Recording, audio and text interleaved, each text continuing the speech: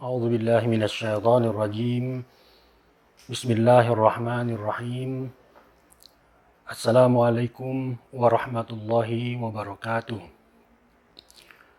الحمد لله رب العالمين وبه تعالى نستعين والصلاة والسلام على سيد المرسلين سيدنا ومولانا محمد وآله الطيبين الطاهرين وأصحابه الكرام المباركين. Rekan-rekan yang berbahagia, di dalam Al-Quran Allah Subhanahu wa Ta'ala berfirman, A'udzu billahi minasyaitonir rajim. Faqim wajhaka lid-dini hanifa fitratallahi allati fataran nasa 'alaiha la tabdila li khalqillah dzalika ad-dinul qayyim walakinna aktsaran nasi la ya'lamun. Maka hadapkanlah dirimu kepada agama yang lurus, fitratallahi allati fataran nasa 'alaiha. Itulah fitrah, yang dengan fitrah itulah Allah menciptakan manusia. La tabdila li khalqillah. Tidak ada perubahan sama sekali pada ciptaan Allah. Dzalika dinul qayyim. Itulah agama yang lurus. Walakinna aktsaran nasi la ya'lamun. Akan tetapi kebanyakan manusia tidak mengetahui. Para penafsir Al-Quran ketika menjelaskan tentang fitrah, mereka memberikan beberapa kriteria fitrah. Yang pertama, fitrah adalah kecenderungan yang tertanam pada diri setiap manusia, pada spesies manusia, dan fitrah tersebut berupa kecenderungan yang tidak mungkin bisa hilang, tidak dipelajari, dan ada pada seluruh rentang zaman atau masa selama keberadaan spesies manusia. Apabila kita perhatikan ciri dari fitrah tersebut, yang pertama adalah bahwa fitrah atau kecenderungan ciptaan yang tertanam tersebut tidak pernah dipelajari. Kecenderungan-kecenderungan ini ada pada diri kita. Di antara kecenderungan tersebut adalah kecenderungan untuk menyembah sesuatu yang kita anggap demikian agung dan demikian besar. Sepanjang sejarah kehidupan manusia, kita menemukan bukti-bukti berupa manuskrip-manuskrip ataupun tempat-tempat ibadah. Apakah mereka menyembah Allah atau selain Allah, itu perkara yang lain lagi. Akan tetapi kecenderungan untuk mengabdikan diri, mengagungkan sesuatu yang dianggap besar, sesuatu yang dianggap mulia, merupakan kecenderungan yang ada pada setiap manusia. Yang kedua, bahwa kecenderungan tersebut tidak diajarkan oleh siapapun juga. Dia tercipta. Apabila kita perhatikan misalnya pada ayat Al-Quran tersebut, fitratallah, fitrah. Di sana ada wazan fi'latun, fitratun. Nah, wazan fi'latun ini menunjukkan bahwa ada kaifiat tertentu atau cara atau modus tertentu penciptaan. Dalam bahasa Arab, kalau kita misalnya mengatakan Amir duduk misalnya, jalasa Amir. Ketika kita akan mengatakan bahwa Amir duduk seperti duduknya Zaid, maka kita mengatakan jalasa Amir jilsata Zaid. Jilsata di sini menunjukkan kaifiat ataupun cara seperti duduknya Zaid. Sehingga fitrah ini adalah penciptaan dengan modus atau dengan bentuk tertentu, bukan sembarang penciptaan. Fitratallahi allati fataran nasa 'alaiha. Bentuk ciptaan yang dengan ciptaan itulah Allah menciptakan manusia. La tabdila li khalqillah. Tidak ada perubahan pada ciptaan Allah.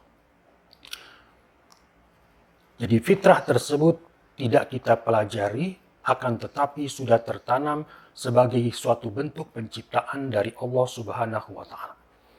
Kemudian yang ketiga, bahwa fitrah tersebut tidak mungkin bisa hilang, bahkan bagi orang yang wafat atau meninggal tanpa beriman kepada Allah Subhanahu wa Ta'ala, ketika mereka mengalami kematian, maka fitrah itu kemudian keluar.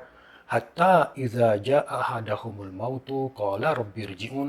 Tatkala seseorang tidak beriman itu mengalami kematian, dia mengatakan kemudian, rabbirji'uni, wahai Tuhanku, kembalikanlah aku ke dunia.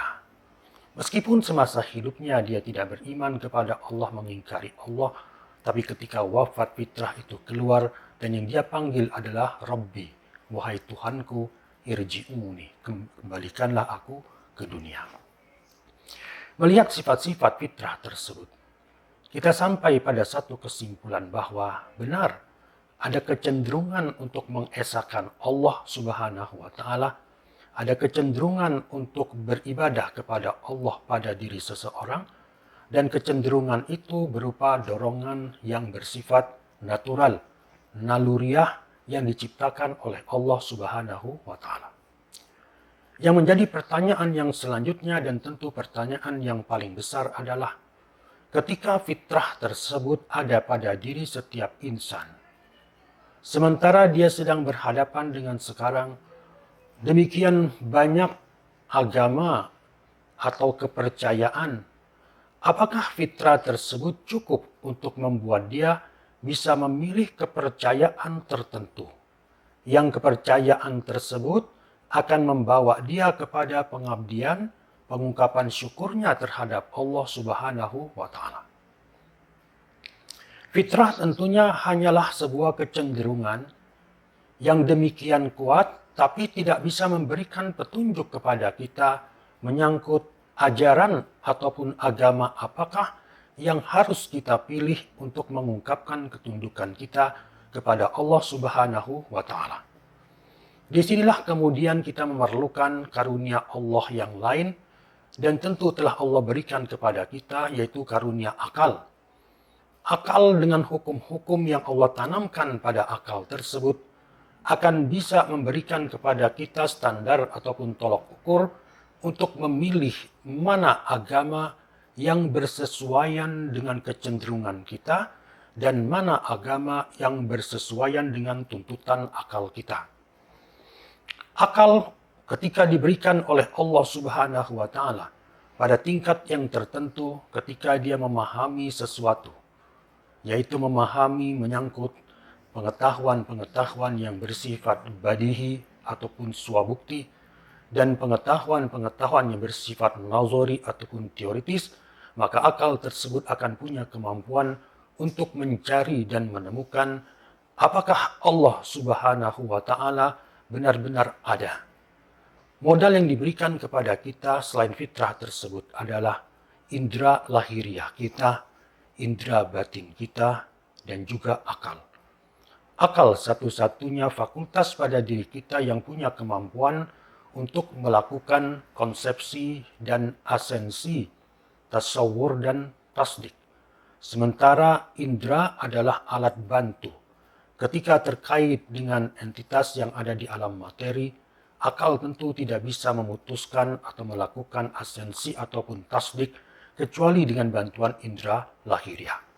Lewat pengamatan indera lahiriah dan hukum-hukum akal tersebut, maka kita akan sampai pada suatu pernyataan atau kenyataan Allah Subhanahu wa Ta'ala ada, atau dalam bahasa teologi atau bahasa filsafat, al-wajib maujudun, entitas yang keberadaannya bersifat niscaya benar-benar eksis. Lantas kemudian step yang selanjutnya, akal kita akan bisa membuktikan bahwa Allah Ta'ala bersifat esa, al-wajib wahidun, entitas yang bersifat niscaya tersebut adalah tunggal. Melihat entitas yang tunggal penuh dengan kesempurnaan tersebut, melalui hukum-hukum akal juga kita akan bisa membuktikan bahwa entitas yang tunggal tersebut terhimpun di dalamnya segala kesempurnaan. Di antara kesempurnaan itu kesempurnaan hidup, kesempurnaan kehendak, kesempurnaan ilmu, kesempurnaan kekuasaan, dan kesempurnaan hikmah. Hikmah inilah yang akan mengantarkan kita bahwa tidak mungkin Allah Subhanahu wa Ta'ala akan membiarkan makhluknya tidak mencapai puncak kesempurnaan mereka. Sementara potensi untuk sempurna tersebut telah diciptakan Allah pada diri makhluk tadi. Ketika pada diri kita ada fitrah, ada akal, maka tidak bisa tidak Allah akan memberikan petunjuk kepada akal kita untuk bisa menemukan jalan menuju Allah Subhanahu wa Ta'ala. Karena tidak mungkin bagi setiap manusia untuk bisa menerima petunjuk langsung dari Allah Subhanahu wa Ta'ala, maka hukum akli kita mengatakan bahwa hikmah ilahiyah akan mewajibkan datangnya seseorang yang mampu menerima petunjuk langsung dari Allah Subhanahu wa Ta'ala, dan tentu orang tersebutlah yang nanti akan memberikan petunjuk atau tuntunan kepada seluruh manusia. Disinilah kemudian datang masalah kenabian. Bagi akal kita, kenabian suatu yang niscaya harus ada. Datang masalah yang selanjutnya, bahwa nabi harus berasal dari kalangan manusia. Orang yang kita dengar perkataannya, orang yang kita lihat sosoknya, yang kita bisa mengikuti perilakunya. Permasalahan yang muncul adalah bagaimanakah akal kita bisa mengenali seseorang sebagai nabi atau orang tersebut hanya mengaku-ngaku sebagai nabi. Hukum akal kita pun menuntun kita bahwa haruslah orang tersebut bisa menunjukkan hubungan khusus dia dengan Allah Subhanahu wa Ta'ala, yang hubungan khusus tersebut harus bisa ditangkap oleh indera lahiriah manusia dan dianalisa oleh akalnya. Ketika indera lahiriah dan akal kita bisa memutuskan bahwa benar nabi tersebut memiliki hubungan khusus dengan Allah, barulah akal kita mengatakan ya, berarti mungkin dia menerima wahyu dari Allah Subhanahu wa Ta'ala. Ini adalah filosofi dari mukjizat.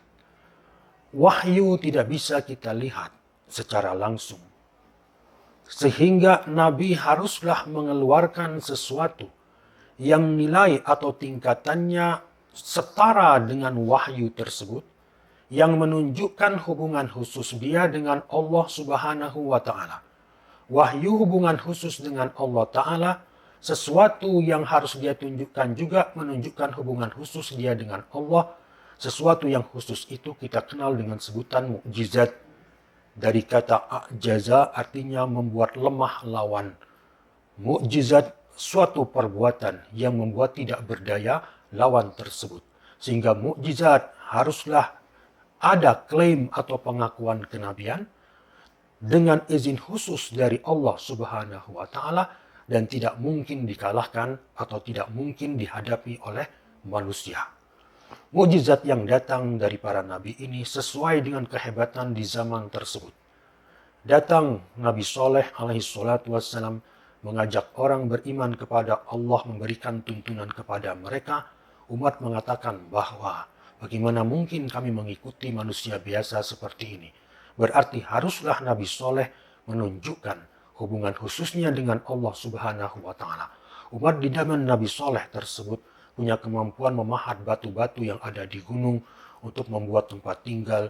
Keluarlah kemudian pahatan yang demikian indahnya. Nabi Soleh alaihissalatu wassalam mengeluarkan mukjizatnya. Dari batu keluar unta. Unta tersebut dalam keadaan hamil mengeluarkan air susu yang bisa dibagikan kepada seluruh kaumnya tersebut. Orang yang berakal ketika melihat penampakan tersebut pasti akan sampai pada kesimpulan mustahil keluarnya unta dari batu tersebut berasal dari sifat manusia soleh. Pastilah keluarnya unta tersebut dari hubungan khusus soleh dengan Allah Subhanahu wa Ta'ala. Sekarang Nabi Soleh mengklaim dia menerima wahyu, maka akal mengatakan bahwa klaim tersebut bisa diterima. Datang Nabi Musa alaihissalatu wassalam. Beliau hidup di masa sihir demikian hebatnya, dan sihir sangat dikenal. Begitu Nabi Musa alaihissalam datang kepada Fir'aun membawa dua bukti dari Allah Ta'ala, tangan yang dimasukkan di ketiak kemudian bersinar, tongkat berubah menjadi ular, Fir'aun mengatakan ini sihir yang sudah dikenal. Lantas kemudian Fir'aun mempertemukan atau mempertandingkan Nabi Musa dan Harun dengan para tukang sihir. Begitu di hadapan demikian banyak orangnya tersebut, lantas Nabi Musa bertanya kepada tukang sihir, siapa yang duluan melempar, kami atau kamu? Maka tukang sihir kemudian melempar tongkat-tongkatnya tersebut dan tali-talinya. Seketika dalam pandangan manusia tampak seperti ular. Baik tukang sihir yang sedang menyaksikan penampakan tongkat menjadi ular tersebut, terlihat bahwa tongkat tetap tongkat. Akan tetapi orang-orang yang menyaksikan tongkat tersebut tampak seperti ular. Yang melihat tongkat tampak seperti ular adalah orang-orang yang menyaksikan Fir'aun dan Nabi Musa alaihissalatu wassalam. Faujasa fi nafsihi khifatan Musa. Timbul rasa takut di hati Musa melihat sihir tersebut. Dua tafsir ada yang mengatakan bahwa Nabi Musa gentar melihat penampakan sihir yang demikian luar biasa. Tafsir yang kedua menyatakan bahwa Nabi Musa tidak gentar. Yang beliau khawatirkan adalah orang-orang terpedaya oleh sihir tersebut. Lantas Allah menyatakan, lemparkan apa yang ada di tangan wahai Musa, maka akan memakan apa yang dibuat oleh tukang sihir tersebut. Begitu Nabi Musa melemparkan tongkatnya, maka tongkat tersebut berubah menjadi ular dan memakan ular-ular dari tukang sihir Fir'aun. Yang menyaksikan tongkat Nabi Musa berubah menjadi ular adalah Nabi Musa alaihissalatu wassalam, Fir'aun, para penonton, dan tukang sihir. Tapi yang paling terkejut adalah tentunya tukang sihir. Ketika mereka melemparkan tongkat dan tali, tongkat tetap tongkat, tali tetap tali. Begitu Nabi Musa melemparkan tongkatnya, tukang sihir melihat bahwa tongkat itu benar-benar berubah menjadi ular. Lantas mereka bersujud beriman kepada Tuhan Musa dan Harun. Nabi Musa membawa mukjizat setara ataupun melebihi kekuatan kehebatan kaum di masa itu. Sehingga begitu orang yang berakal melihat penampakan tadi, mereka akan mengatakan bahwa mustahil itu keluar dari aspek manusia Musa, tapi ini pasti keluar dari hubungan khusus Musa dengan Allah Subhanahu wa Ta'ala. Kalau Musa mengklaim menerima wahyu, maka klaim tersebut bisa diterima. Datang Nabi Isa alaihissalatu wassalam. Beliau hidup di masa kemajuan pengobatan demikian luar biasa, di mana orang bisa menyembuhkan atau tabib bisa menyembuhkan berbagai penyakit kecuali penyakit buta sejak lahir, penyakit kusta, dan kematian. Tidak mungkin orang mati bisa disembuhkan untuk bisa hidup kembali. Nabi Isa alaihissalam membawa mukjizat. Anni akhluqu lakum minat tini kahayati tayri fa'anfukhu fihi fayakunu tayran biiznillah. Aku bentuk lempung seperti burung, lalu aku tiup maka menjadi burung dengan izin Allah Ta'ala. Wabil akma wal abros, aku menyembuhkan orang yang buta sejak lahir dan orang yang kusta dengan izin Allah Subhanahu wa Ta'ala. Bahkan wa uhyil mauta biiznillah, aku menghidupkan orang yang mati dengan izin Allah. Orang mati disentuh hidup kembali. Tentu orang yang menyaksikan ini akan sampai pada kesimpulan mustahil ini berasal dari aspek manusia Isa alaihissalatu wassalam. Pasti ini berasal dari hubungan khusus antara Isa dengan Allah Subhanahu wa Ta'ala. Nabi kita Nabi Muhammad sallallahu alaihi wasallam adalah nabi yang terakhir. Tidak akan ada lagi nabi sesudah beliau. Sementara nabi-nabi sebelum Nabi Muhammad sallallahu alaihi wasallam membawa ajaran dari Allah dikuatkan dengan mukjizat. Wahyu satu hal, mukjizat hal yang lain. Ketika ajaran tersebut mulai ditinggalkan oleh orang, nabi tersebut wafat, mukjizat ini pun juga tidak bisa lagi dilihat oleh umat. Tongkat yang digunakan oleh Nabi Musa untuk membelah lautan, ketika dipergunakan oleh orang tidak bisa membelah lautan. Demikian juga mukjizat Nabi Isa alaihissalatu wassalam tinggal kisah atau cerita yang kita dengar. Sementara Nabi akhir zaman ini ajarannya harus langgeng sampai menjelang hari kiamat, maka haruslah mukjizat tersebut terus bergulir sampai dengan akhir zaman. Maka Allah menurunkan Al-Quran kepada beliau, yang Al-Quran itu adalah wahyu, sekaligus itu juga mukjizat dari Allah Subhanahu wa Ta'ala. Sehingga kalau kita menerima Al-Quran tersebut berasal dari Allah Subhanahu wa Ta'ala dan bisa kita baca saat ini, itu adalah wahyu, sekaligus itu juga mukjizat yang datang dari Allah Subhanahu wa Ta'ala. Beliau hidup di masa syair demikian mencapai puncak kebesarannya. Setiap tahun terjadi perlombaan di pasar Uqas, 7 syair yang paling bagus digantung di dinding Ka'bah. Nabi hidup di tengah masyarakat yang syair itu menjadi puncak kehebatan mereka. Maka datanglah kemudian Al-Quran dengan bahasa dari Allah Subhanahu wa Ta'ala, dengan makna dari Allah Subhanahu wa Ta'ala, dan Al-Quran tersebut terkandung kemukjizatan di dalamnya, dan datang tantangan dari Allah Ta'ala. Pertama, Allah menantang agar orang mendatangkan seluruh Al-Quran, tapi tidak ada yang bisa mendatangkannya. Qul la ijtama'atil insu wal jinnu ala ayyatu bimithli hadzal Qur'an la ya'tuna bimithli wal kana ba'duhum li ba'din zahira. Katakanlah wahai Muhammad, seandainya berkumpul jin dan manusia untuk mendatangkan seperti Al-Quran ini, mereka tidak akan bisa mendatangkannya walaupun mereka saling membantu satu dengan yang lain. Lalu Allah menurunkan tantangannya menjadi mendatangkan 10 surat saja seperti Al-Quran. Qul fa'tu bi asyri suwarin mithlihi muftariyat. Datangkanlah 10 surat saja seperti Al-Quran. Ternyata mereka pun tidak bisa menjawab tantangan tersebut. Maka turunlah tantangan tadi menjadi tantangan yang terendah, yaitu mendatangkan 1 surat seperti Al-Quran. Wa in kuntum fi raibin mimma nazzalna ala abdina fa'tu bi suratin min mithlih. Kalau kalian masih merasa ragu terhadap apa yang kami turunkan kepada hamba kami, datangkanlah 1 surat seperti surat Al-Quran, dan tantangan tersebut sampai hari ini masih berlaku. Akal kita dihadapkan pada tantangan tersebut. Mata kita bisa melihat huruf-huruf Al-Quran, lisan kita bisa mengucapkannya. Jika timbul keraguan pada hati kita menyangkut Al-Quran tersebut, maka tantangan Allah datang kepada kita, datangkanlah 1 surat seperti Al-Quran tersebut.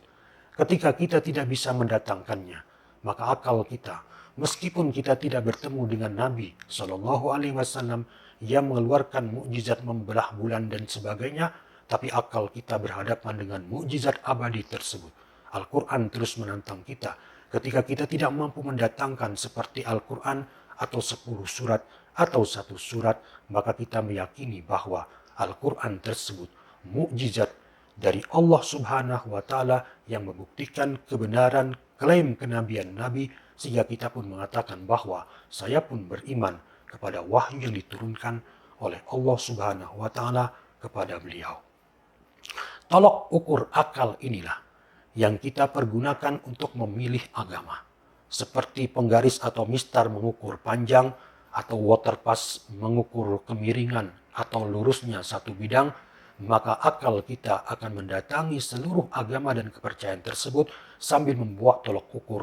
Apakah di sana ada keesaan Tuhan yang diibadahi? Itu yang pertama.